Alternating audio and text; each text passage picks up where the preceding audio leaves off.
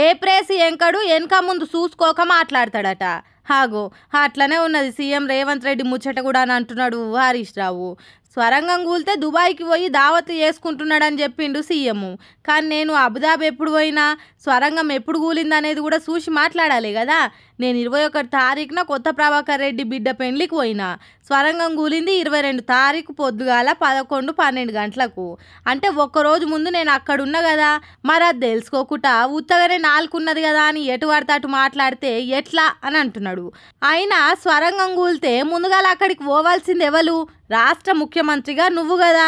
మరి నువ్వా సీఎం నేనా? అట్లా ఒప్పుకుంటే ఇప్పుడే సీఎం పదవికి రాజీనామా చెయ్యి. అయినా కూలీల మేలు కోరి నీకంటే ముందు స్వరంగం కాడికి పోయింది నేను.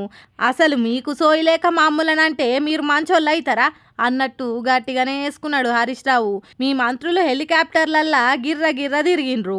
ఒక ఆయన చేపల కూర వండుకొని తింటాడు, ఇంకొక ఆయన గెస్ట్ హౌస్లో హాయిగా ఉంటాడు, మరొక ఆయననేమో 2-3 రోజులల్లో బయటికి తీస్తామంటాడు.